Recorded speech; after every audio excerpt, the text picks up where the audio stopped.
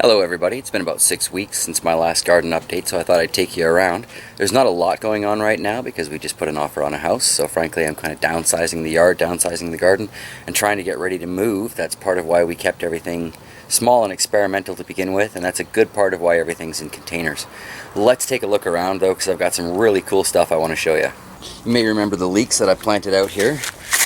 My bucket's kind of standing as a temporary quiver, but we want to be ready to shoot that rat if he shows up in the compost. But as you can see, these are coming along really nicely.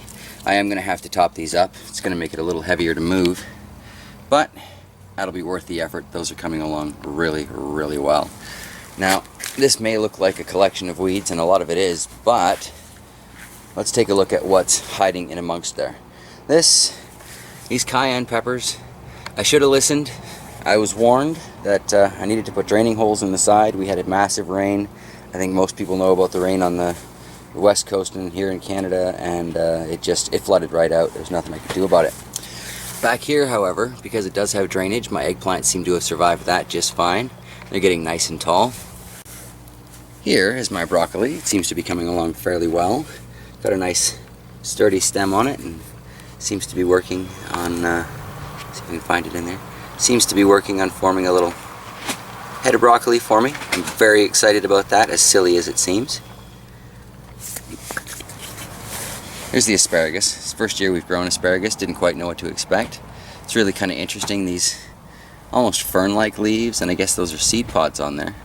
But we need to let this grow for a few years before we can start harvesting it. If you check out my growing asparagus file that should be up this fall, I'll show you why this plant is well, it's a miracle that it even still exists. This thing here, some of you may recognize right away. It is a nightshade, but it's not a tomato like I was growing last year. This is a volunteer potato that I found in the compost when I was turning it. And as you can see, I clearly need to top up the soil in that. So that's one of the projects I'm going to be on today. But over here we have another potato that my youngest son rescued from the compost just today. So while we couldn't plant these things on purpose, we seem to be able to rescue them from the compost just fine. That's very interesting, very exciting. I can't wait to harvest those and see what comes of all that. Down here, we have my ginger. It took forever to finally sprout, but the one in the middle is sprouting. So I'm hopeful. Got to do a little bit of weeding in here, but I'm hopeful this will turn out to be a decent ginger crop. I've never successfully grown ginger before, but we certainly use a lot of it in the house, so I'm really looking forward to being able to get it at a more affordable price. Here we've got my little lemon tree that I planted last year. It looked like it died over the winter, but that doesn't look like a dead plant to me now. So, and then the leeks, of course, in the background. I'm told 4 years minimum before a lemon's going to produce any kind of fruit, and it may not be true to the lemon we got it from. To be honest, I don't really care if it's true or not. I want a lemon tree, and they're like really expensive at the nursery, so if I can grow one that's not quite perfect, I'm okay with that. This one here is one of my favorites of the garden experiments this year. This is bean soup from the bulk bin that I planted 2 of each into the container just to see, you know, how well they'd grow. And wowzers, I should have planted those a lot more spaced out because they are growing indeed. And then over here beside it, I've got 5 varieties of bush beans. But what's really cool about this one is if you look in here, I've got volunteer tomatoes, and good sturdy ones at that. They came out from composting my tomatoes last year. I have no idea what variety they are, but I'm really... Oh, listen to the traffic. And the air traffic, such is life. Really looking forward to when these fruit so that I can see just what variety they are. Here, for the first time, my golden oregano is actually taking on a very golden color. I've had a few people come over and tell me, oh, your plant is dying, but its flavor is so intense right now. And this is that same plant. There's no way this is going to die. We can't even kill it on purpose. I've got some dark opal basil growing here. This is so fantastic in like tomato sauces. I wish you could smell this. This is intense. I definitely recommend growing some dark opal basil if you've got the opportunity. If you can find the seeds, or you know, even if you can find a plant start, go right ahead. And this all This is like 5 different kinds of mints. Started last year when I was doing my initial cloning experiments with the aquaponics. I put one little mint plant in the center of each of these spots, and what happened is over the winter they all grew out to the edges. You can see it best here. They all grew out to the edges, and it's just taken over this whole little planter box. It's like 5 different types of mint in here. We've got chocolate mint and orange mint and pineapple mint and proper spearmint, and I think there may or may not be apple mint in here. No, okay, the apple mint didn't make it through the winter, but the rest of them certainly did. My hand smells so good from that. And over here we've got my sunchokes and my sunflowers. You know, the sunflowers I really just grow for the birds and for assorted pictures along the way, but this one's starting to produce a flower, and that's really exciting because these are supposed to be red velvet sunflowers and white moon shadow, so it should be a really great contrast. But over here, these look like sunflowers, and they are in fact related to the sunflower, but they're called sunchokes or Jerusalem artichokes, and these are like ginger. You're growing them for the rhizomes way down there. That needs to be watered. And you know, I grew some of these last year. I did a terrible job with it. These plants are much, much healthier. And we got these from the produce section. They were going to get thrown out, so we got them for free. Planted them, and like 3 days later they started to grow. As you can see, they've already pretty much caught up to the sunflowers beside them, so that's great. Now that's all well and good, but you may be asking yourself, what's going on in that greenhouse, JT? Wow. Well, let's do the tour. Got some tumbling tom tomatoes here that have already started to produce a little bit of fruit for me. Very exciting. I'm a little worried though, because we're going into an incredibly hot spell. As you can see, I never did get all of my peppers planted out, but I guess that works out if we do get that house. I'll be needing to plant them there. This purple raft bed and swirl filter, look at that growth. Just look at that. That's amazing. That's like a jungle. I'm gonna have to go in here today and do a herb harvest, but I'm betting it's a good 1/4 to a half pound at least. My kale is still growing in amongst this jungle, which is really cool because we experimented with this one here, cut it off right at the base to see if it would regrow its leaves like it's kind of supposed to, and it certainly is. They're not as thick or as wrinkly as the initial leaves, but they're still very tasty kale. And then I've got a whole bunch of clones down in there that aren't getting any light because of this massive forest.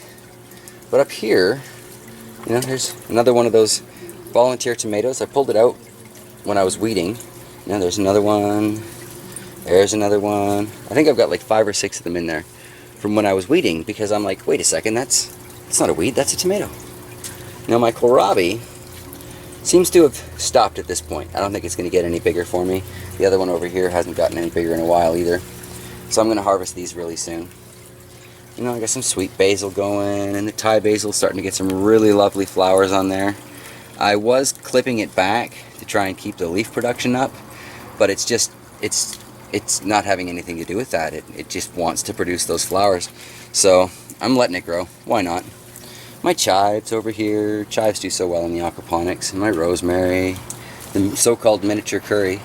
Now this wonderful viney thing is my Malabar spinach. I looked everywhere for this stuff last year, couldn't find it. Found the seeds this year. I am going to be putting up a growing video on Malabar spinach because I've got it growing in a few different environments. But this is so tasty. It tastes just like spinach. Doesn't break down anywhere near as much though when you're cooking it. Good in sandwiches. Let's see, I put some of that in a folded chicken dish. Just kind of, you know, some cheese, an extra slice of lunch meat, some Malabar spinach, roll it up, bread it up, bake it up. Yum, yum, yum. And then of course, my curry forest. You can't even see the turtle back there anymore. He's in there though, I swear. See? He's in there. And then we've got the clay pebble aquaponic bed. These are my strawberries, right? You're used to that. But this is what they've done this spring and summer. They've created all of these runners. They were starting to reach down to the floor, so I'm just kind of tucking them in over here and I'm letting them root. And then I think I'm going to give away a whole bunch of strawberry plants to my friends. This Swiss chard is suffering in the heat, and I think the weight just of the leaves is getting to be too much. But we're going into, as I said, a record heat patch. All of these green onions that you see here were bought at the store, chopped down to the white, and planted in the aquaponics, and have been harvested countless times. As you can see, my little red, I almost want to call them mini Dutch buckets, they're doing just fine with their mint and their oregano. Like, look at that oregano. And over here I've got some stevia. Shoxin, I got some stevia lately. And she planted hers out front, and I of course cut mine up to clone it, so I've got a few more there. I've got some clones way in there. I've got some stevia clones. Be easier to see them next time I do an update, because I'm going to have to, like I say, harvest all that. There's another Malabar spinach that I've got growing in a tomato cage, because why not? Just kind of wrap it around. Love vining plants for that. You can control them a little bit. I still got those Dutch buckets in my system, but I'm really not happy with them. I seem to be losing a lot more water since then, or since they've been installed, I should say. But I got a couple of Bolivians in there with a, what is that, sweet basil. And then I got an acorn squash that I found. It was another volunteer from the compost. Figured, what the heck, I'll plant it, I'll see what it does. But if you think that's a nice acorn squash, wait till I show you the one on the way out front. We're going there next. It's insane in there. It's like 50 degrees Celsius, almost like 110 almost in Fahrenheit. I'm sweating my butt off just being in there, but it's so worth it, right? I've got to keep the door open so the plants don't cook and die. But check this out. There's a little bit more of my container bucket garden, you know. I've got a lot of different things growing. I've got some peas, I've got some lemongrass, and you'll notice tucked in with my lemongrass I've got a couple more volunteer tomatoes. This year it seems to be all about the volunteers from the compost. Got a whole bunch of radishes growing in that bucket. The leaves are doing really well. I pulled one out and the roots aren't exactly, I'm not really overjoyed about that. But in the back corner here I've got something called a snake gourd. I'm really looking forward to seeing that grow. Apparently you can make musical instruments out of them. My zucchini is finally coming along, but look at this. This is my acorn squash that I'm so proud of. See how that goes up and up and up and over and down? But what I think is really awesome, I do believe that is the beginning of my first acorn squash that I have ever grown. Oh yeah. There's another one there. We got two beside each other right there. So that's super exciting to me. My Bolivian rainbows and some more basil and another volunteer tomato with more Malabar spinach. Stuff is incredible. I'm really enjoying it. Glad I got the seeds for that. My aquaponic sunflower doesn't do well in this heat. It just became far too water dependent. So I'm going to have to water it 3 and 4 times a day to keep it going. But that's, you know, the basics of what one of these is supposed to look like. This is the velvet sunflower. Here's that Swiss chard that was going to seed, and it is definitely going to seed. These haven't formed into solid seeds yet, but when they do, you know, I'll dry them, package them, label them, and never do this again, because that is just, that's terrible. It's hideous. Look at it, right? There's some more Bolivian rainbow peppers here. I'll plant it in order. As you can see, with so many of them in one container, they're nowhere near as tall as, say, that one over there that's all by itself. And these are a pretty short plant to begin with, but that's too short. And here I've got some first year chard. You know, it's growing in exactly the same temperature, so you can see that that is not bolting. This is just a 1 year, 2 year process. But the stuff up front is doing really well. It's not staying as moist as the stuff in the aquaponics, so it's got a little bit more browning, and it's, you know, in danger. It's in danger of the critters because they can get into it nice and easily. But it's still going to produce an excellent crop. I'm very excited. Then probably the last thing to mention is this rhubarb that I transplanted with my daughter. It's not doing as well as I might have hoped, but it's still doing pretty darn good. Well, that's it for today, June 30th, 2013. Thought I'd give you a quick update on my greenhouse and on my yard and everything. I'd love to go into greater detail, but I'll be honest, with a move planned, I got lots to do.